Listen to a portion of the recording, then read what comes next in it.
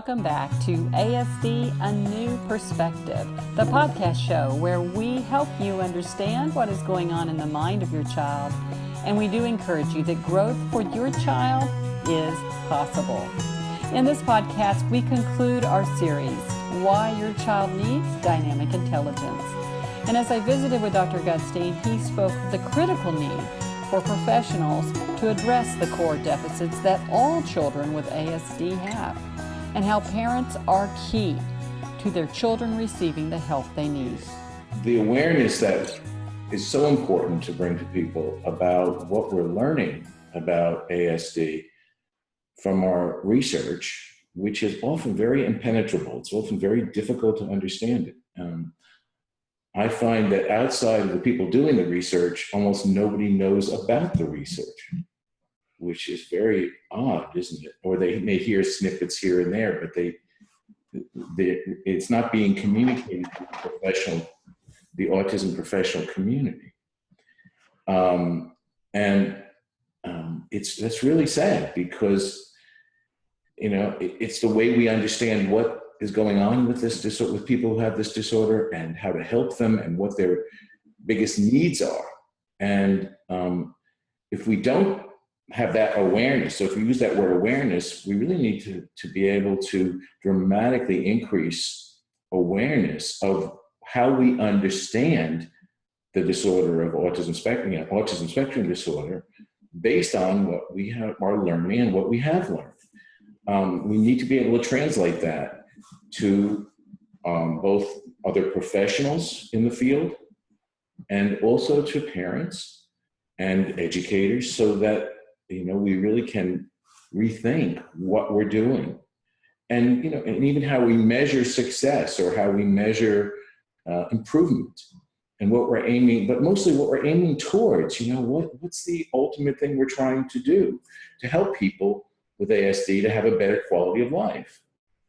I've talked already about the sort of negative side, which is that the research is saying to us, there's no research that's saying that things are getting better for people with ASD in terms of how these, any of these interventions or early interventions or others are helping people to do better. I think that there are some societal things that are improving the lives of people with ASD in certain areas.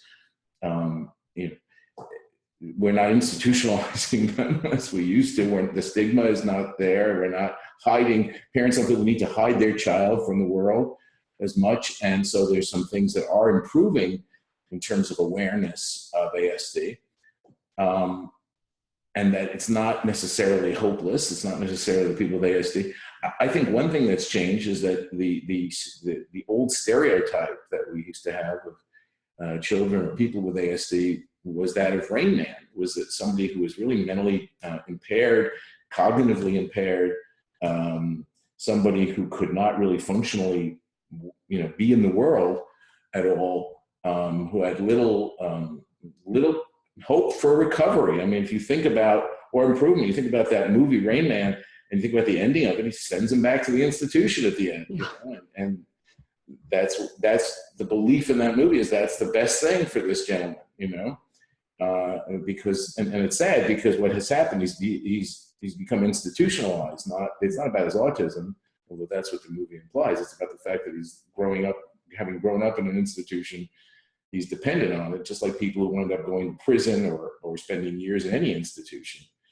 But hopefully we're getting past those stigmas, and I think that sometimes that gets overplayed by a few cases of people with ASD who are doing better. But I do think that's a positive thing.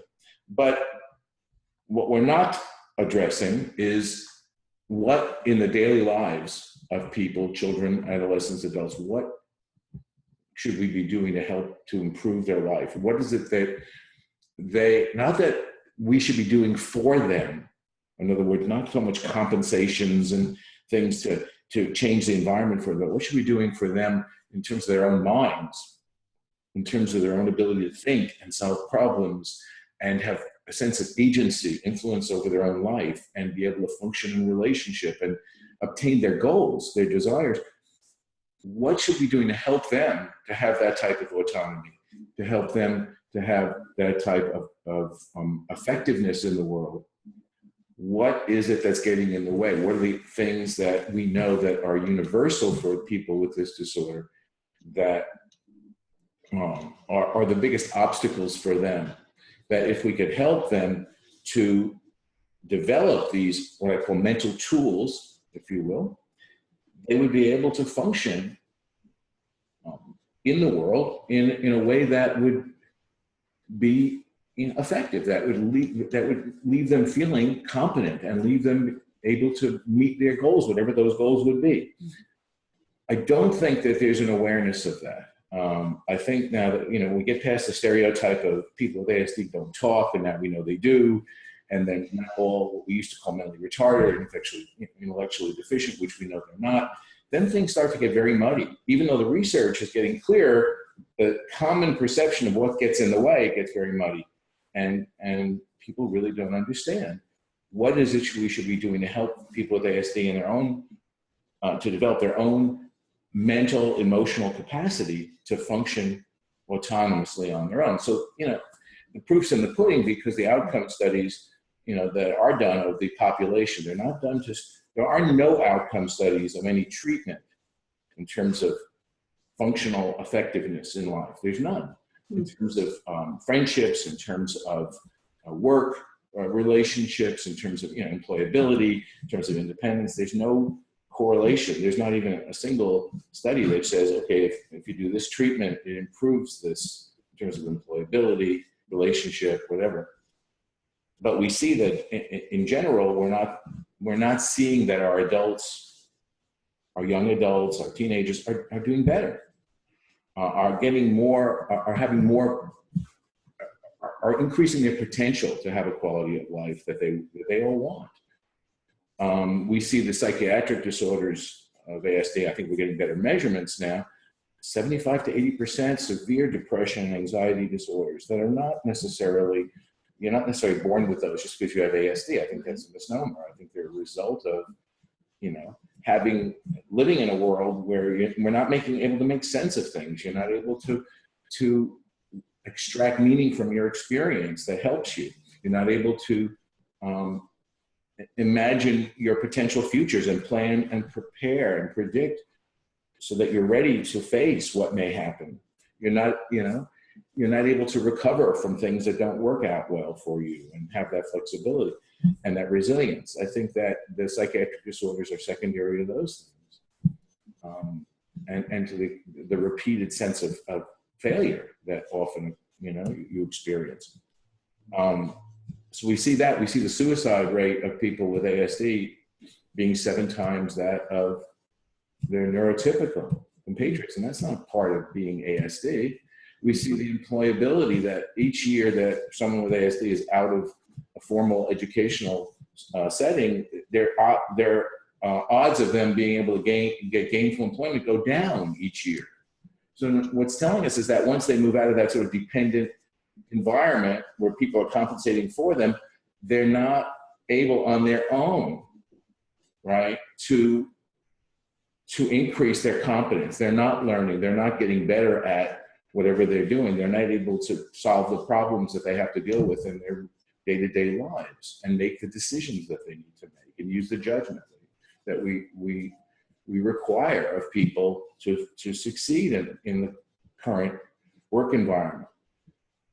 What we know is that what the research tells us is that there are several areas that are universally impaired for people with ASD, and they are major areas, but they're not, those areas don't get communicated to our professionals or to our parents or to the people with ASD themselves. And the first, you could look at them in different ways.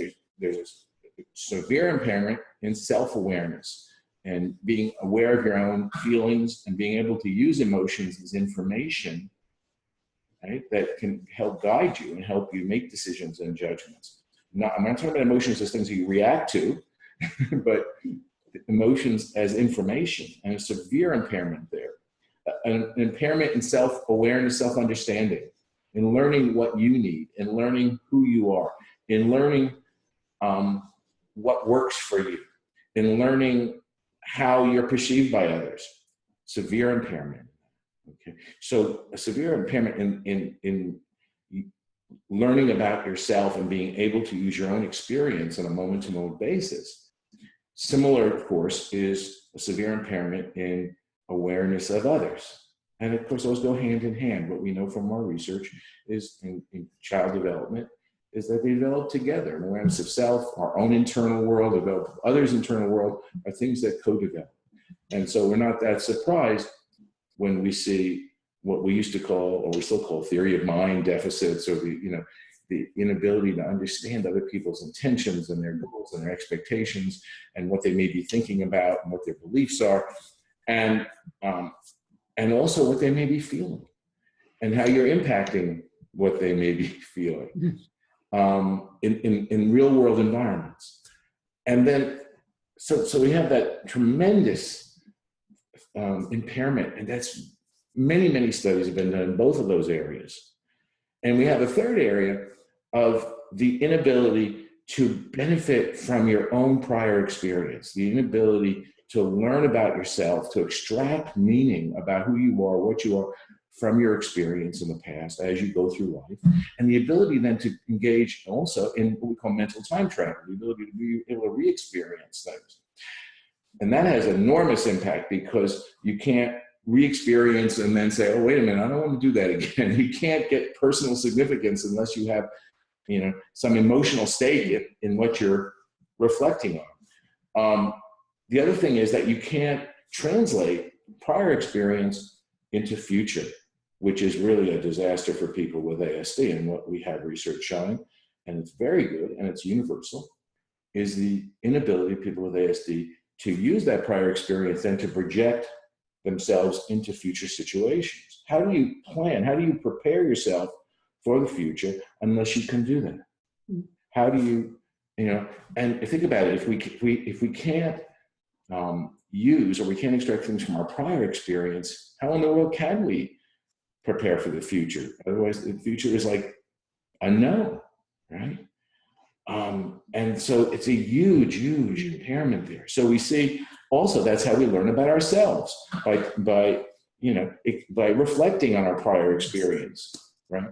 So we know that, and those are just three areas, that emotional and mental self-awareness, same thing with the awareness of others and the concern for others, which gets into what we call empathic concern, and their mental states and their emotions, and the inability to engage in what we call mental time travel, to be able to really extract meaning from your own experience, to see it as yours, right?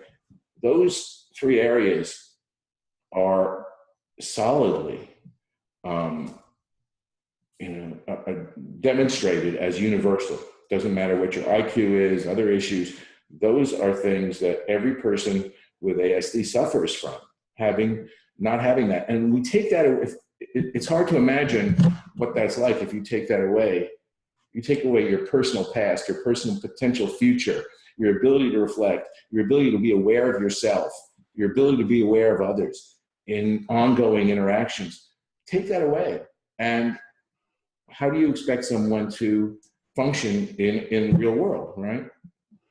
So the thing that doesn't get disseminated is that's what's going on. But the other part of what doesn't get disseminated is, why is that happening?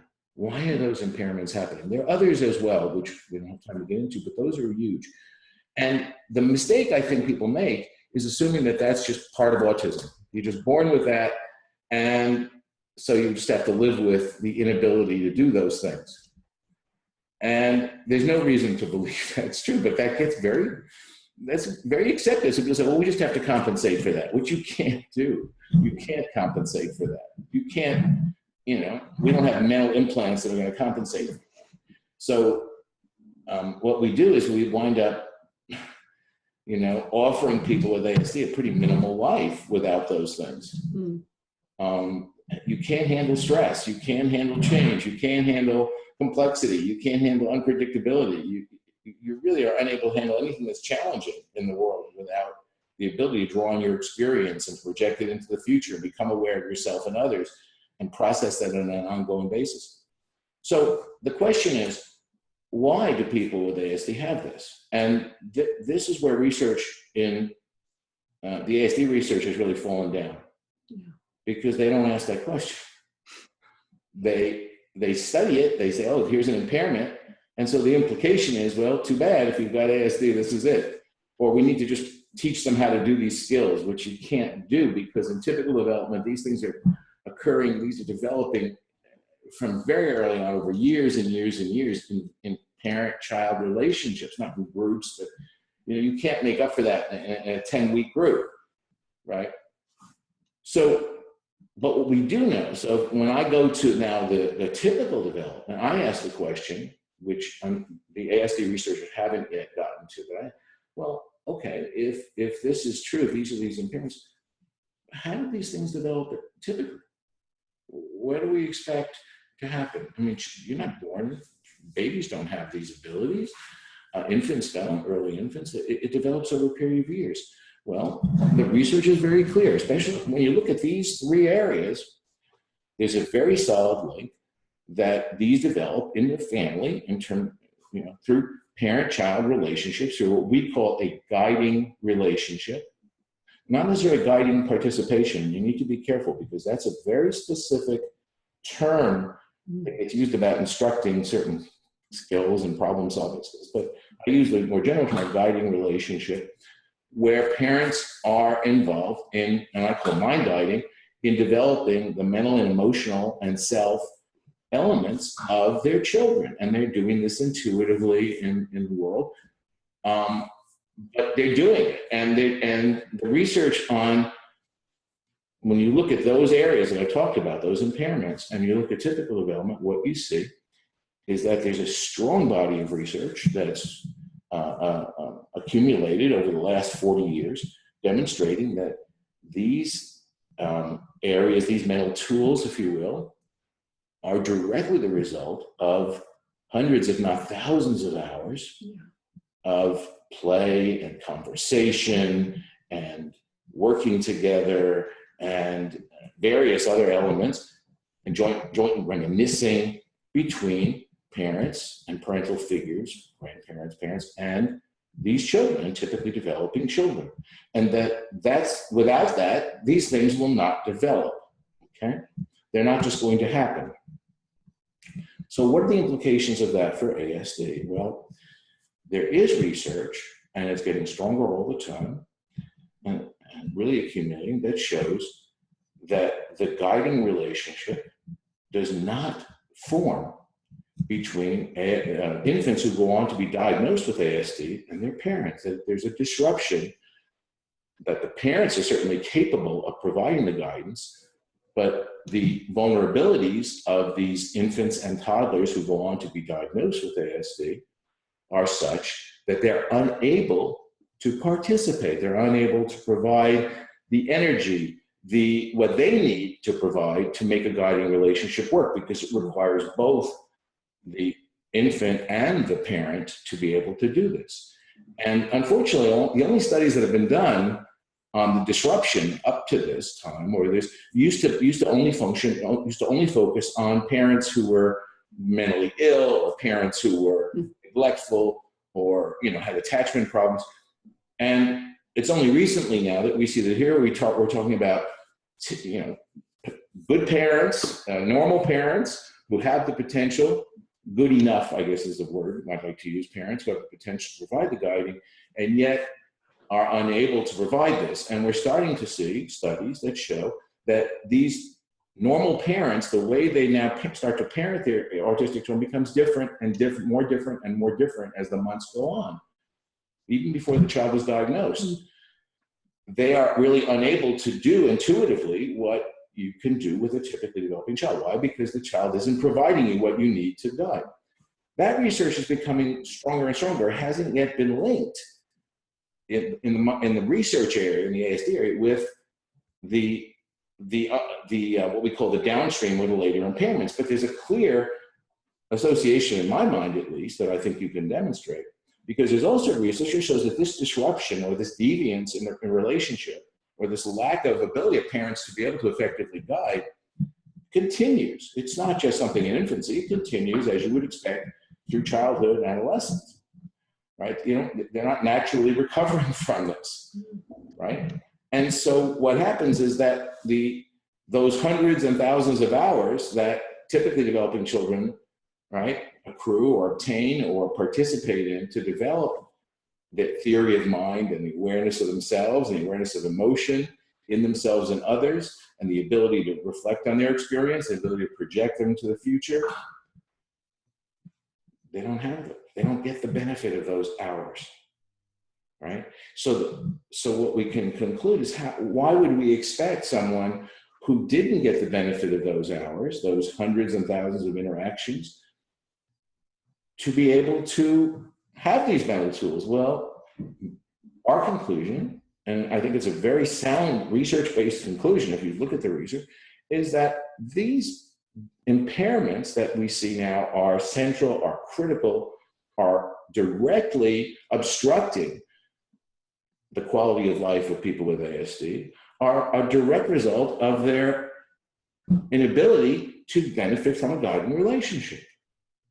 Right? We have very nice research that shows us that that's not developing, that it needs to develop for these things to happen. And lo and behold, here's a population who has been deprived of a guiding relationship. And guess what?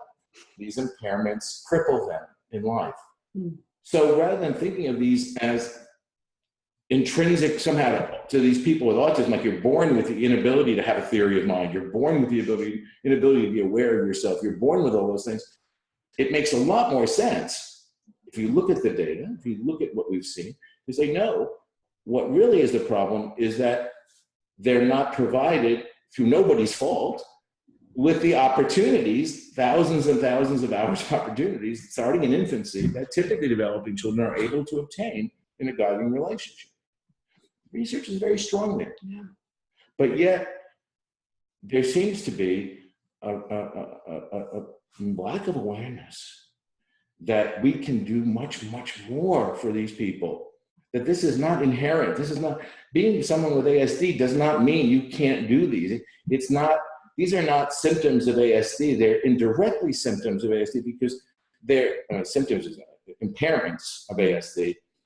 They're impairments of being cut off from a guiding relationship, right? And then if we see that, if we start with that premise, right, that opens up a huge new door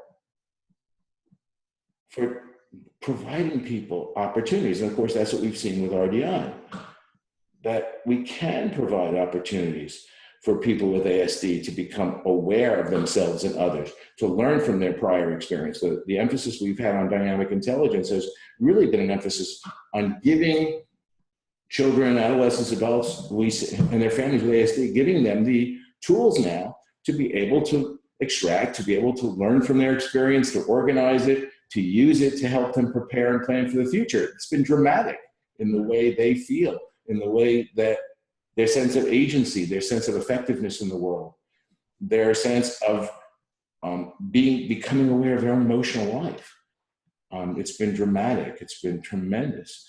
And so we know we can provide a guiding relationship for pretty much any child and parent who's willing to engage with us.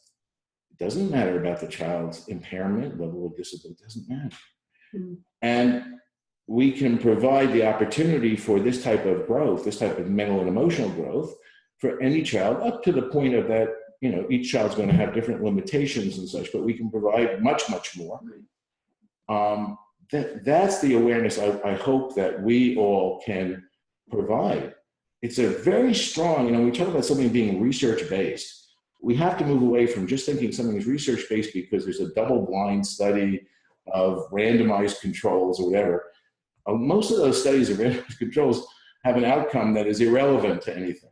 But research-based also means that there's research evidence to support changing the way we look at this, changing the way we approach this, right? And there's a very, very strong research base for this that we all should be acquainted with. And that's looking at typical development. So there's three areas. If we look at what we call the downstream impairments that are universal, the children, adolescents, adults with ASD, that no matter what your other abilities are or limitations, these are handicapping. These are things that are not developing.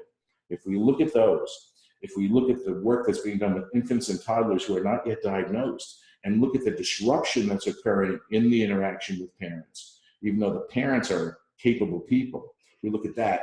And then third, we look at typical development, and we look at how these things require a guiding relationship. Scores and scores of studies. This is not, just on theory of mind alone, I have over 50 studies demonstrating the direct link between the guiding relationship and theory of mind development. And so if you take away the guiding relationship, why would you be surprised to see that people with ASD have a deficit in theory of mind? It should be obvious, right? It's research-based. I think it's important that we try to create that linkage. That's the awareness I'm hoping that we can provide through what we're doing for our larger community. That, I think, will make a difference in what we do. To redirect our emphasis to providing those experiences for people with ASD, whether they're, certainly starting as early as possible, but at any age, and providing parents with the resources, which we try to do, to be able to develop a mindful guiding relationship, knowing that intuitive relationship, through no fault of their own, it didn't develop and isn't going to develop, that they have to be mindful, that we have to help them to look at the particular child and what they need to actively participate in that relationship. That's my hope for awareness this year. Thanks for joining us for ASD, A New Perspective, the podcast show where we help you understand what is going on in the mind of your child. And we do encourage you that growth for your child is possible. I'm Kat Lee. See you next time.